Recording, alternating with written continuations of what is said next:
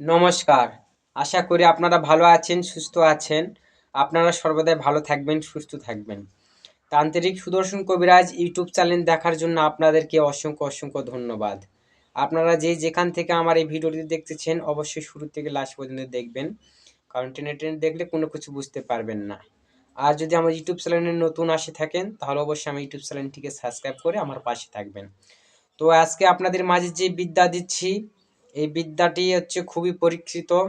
আমি বিরক্ত বোধ হয়ে আপনাদের মাঝে দিচ্ছি, কারণ অনেকেই আমাকে ফোন করে বলতেছে, গুরুজি আমাকে এমুক একটা রুগী আছে যে স্ত্রী চলে গেছে, কারো স্বামী চলে গেছে, কাজ কিভাবে করবো, কোন মন্ত্র দ্বারা আপনার পরীক্ষিত মন্ত্র থাকলে দিন।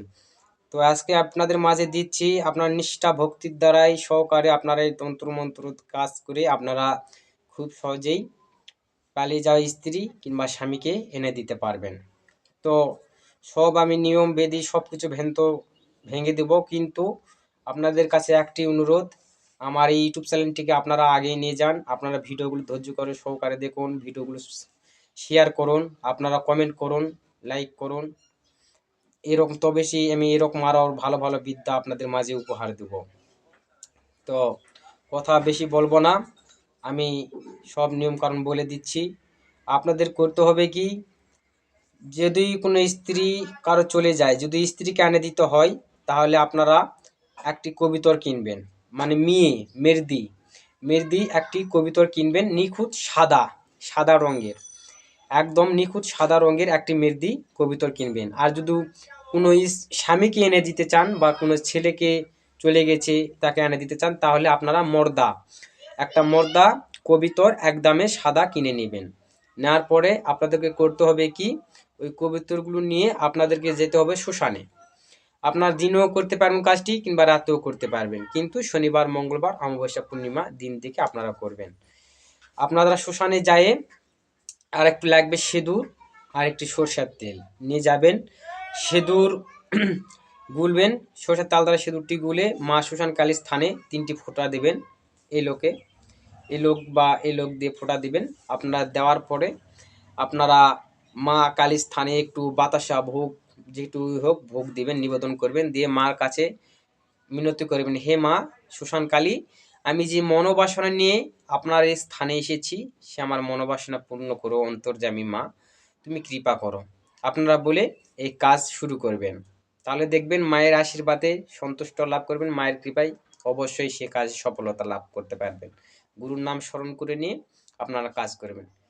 স্ক্রিনে যে দুটি যন্ত্র আপনারা দেখতে পাচ্ছেন, এই দুটি যন্ত্র আপনারা স্ক্রিনশট দিয়ে নিন। এই দুটি যন্ত্র আপনাদের করতে হবে কি, আপনারা ভোজপত্রের উপর নাল কালির কলম দ্বারাই এই দুটি যন্ত্র খণ্ড খণ্ড করে আঁকবেন। একটি আঁকবেন, আর একটি যন্ত্র আর একটি ভোজপত্রে আঁকবেন, খণ্ড খণ্ড করে সুন্দর করে এরকমভাবে আর্ট করবেন। আর্ট করার পরে যে জায়গাতে নামকরণ দেওয়া আছে, তার নামগুলো বসিয়ে দেবেন, মায়ের নাম, বাবার নাম এবং যাকে আনবে তার নাম। আর যার কাছে নিয়ে আসবেন তার মায়ের নাম এবং তার নাম দিয়ে লিখে দেবেন। বসে দেওয়ার পর সুন্দর করে ওই ভোজপত্রগুলি যন্ত্রটি আপনারা সুন্দর করে দুমড়িয়ে মুচড়ে তাবিজের মতন করবেন।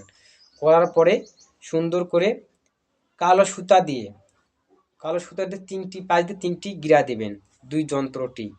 যন্ত্রকে এরকমভাবে করবেন। করার পরে ওই কবিতরের গলায় আপনারা সুন্দর করে একটু নাইলন দড়ি কিংবা অন্য কোনো কালো শক্ত করে সুতার দ্বারাই আপনারা ওই দুটি যন্ত্র কবিতরের গলায় বেঁধে দিবেন। এমনভাবে বেঁধে দিবেন যেন বাঁধার ফলে কবিতরের যেন অসুবিধা না হয়, সেই রকমভাবে আপনারা বেঁধে দিবেন। আবার যেন এমনভাবে যেন বেঁধে দিবেন না যেন খুলে যেন না পড়ে যায়, সেরকম দিকেও আপনারা খেয়াল রাখবেন। আপনারা সুন্দর করে বেঁধে দিবেন। দেওয়ার পরে স্ক্রিনে যে মন্ত্রটি দেখতে পাচ্ছেন, আপনার মন্ত্রটি আপনারা সুন্দর করে দেখে নেন।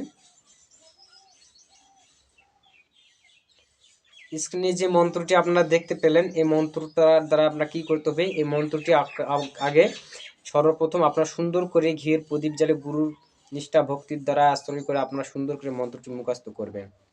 মুখস্থ করার পর কাজের ক্ষেত্রে এই মন্ত্রটি একবার মন্ত্রপুত করবেন, একবার বলবেন একটি কবিতার উপর, দুবার বলবেন দুবার কবিতার উপর। এই নিয়মে আপনারা 7বার মন্ত্র বলবেন, 7টি কবিতার উপর ফুঁক দিবেন।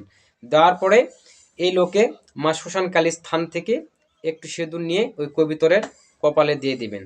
আর বলবেন, হে মাতা শ্মশানকালী, তোমার এই স্থানের সিঁদুর আমি এই কবিতরের কপালে আমি দিয়ে এই কবিতর আমি আকাশ উড়ে দিচ্ছি, সর্বদাই যেন আমার মনোবাসনা পূর্ণ হয়, সর্বদাই আমায় কৃপা করো। কয়ে মায়ের নাম স্মরণ করে কবিতর আকাশে ছেড়ে দেবেন। ওই কবিতর যত উড়বে তত তাড়াতাড়ি ওই মেয়ে চলে আসবে। আর আশেপাশে যদি হয় আপনারা কবিতর ছেড়ে দিবেন, যাকে আনবে তার ব্যাগ ওই কবিতর চলে যাবে। এটা পরীক্ষিত। আর এটার সময় থাকবে যদি কাছে করে হয় 7 দিন, আর একটু দূরে হলে 16 দিন, লাস্ট 21 দিন। এর ভিতর ওই মেয়ে চলে আসবে। আপনারা কাজ করুন, অবশ্যই ফলপ্রদ হবেন। তো ভিডিওটি যদি আপনাদের ভালো লাগে তো অবশ্যই একটা কৃপা করে লাইক করবেন, আর কমেন্টে অবশ্যই আপনাদের মতামত জানাবেন, আর ভিডিওটি আপনাদের বন্ধু বান্ধবের কাছে আপনারা শেয়ার করবেন। তো আজ এই পর্যন্তই। আপনারা ভালো থাকুন, সুস্থ থাকুন। দেখা হচ্ছে আবার কোনো নতুন ভিডিওতে। নমস্কার।